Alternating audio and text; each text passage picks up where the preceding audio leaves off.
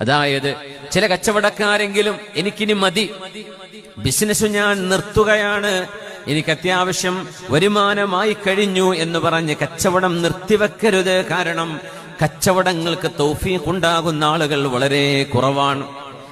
കച്ചവടത്തിന്റെ ഒരു തൗഫീഖ് അള്ളാഹു നൽകുന്നതാണ്.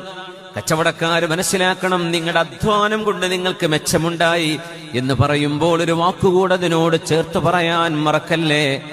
വതൗഫീഖ് റബ്ബി,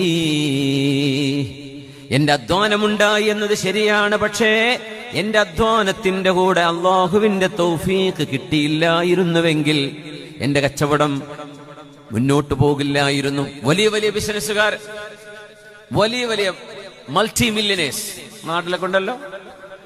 ഞങ്ങളുടെ അധ്വാനമാണ്, കഷ്ടപ്പെട്ടതാണ്, കഷ്ടപ്പെട്ട് ഉണ്ടാക്കിയതാണ് എന്നവർ പറയുകയാണെങ്കിൽ നമുക്കതിന്റെ കൂടെ ചോദിക്കാനുണ്ട്, നിങ്ങളെപ്പോലെ ലോഞ്ചിൽ കയറി, വഞ്ചിയിൽ കയറി, ബോട്ടിൽ കയറി, മരം കൊണ്ടുണ്ടാക്കിയ വഞ്ചിയിൽ കയറി കടലിൽ ഇറങ്ങി നീന്തി അക്കരെപ്പറ്റി ഗൾഫ് കണ്ട എത്രയോ, അന്ന് പോയ എത്രയോ മനുഷ്യന്മാർ നിങ്ങളുടെ കൂടെ നിങ്ങളോളം നിങ്ങളെക്കാളും അധ്വാനിച്ചവരുണ്ടായിരുന്നല്ലോ.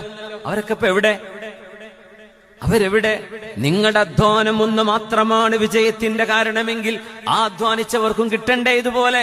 കിട്ടിയിട്ടില്ലല്ലോ. അതുകൊണ്ടാണ് അധ്വാനം മാത്രമല്ല, മൻ കാന യുരീദുൽ ആജിലത അജ്ജൽനാ ലഹു ഫീഹാ മാ നശാഉ ലിമൻ നുരീദ്. അള്ളാഹു ഉദ്ദേശിക്കുന്നവർക്ക് റബ്ബ് കൊടുക്കുന്ന ഒരു തൗഫീഖ് കൊണ്ടോ ഒരു സപ്പോർട്ട് കൊണ്ടോ മാത്രമാണ് വിജയിക്കാൻ കഴിയുന്നത്.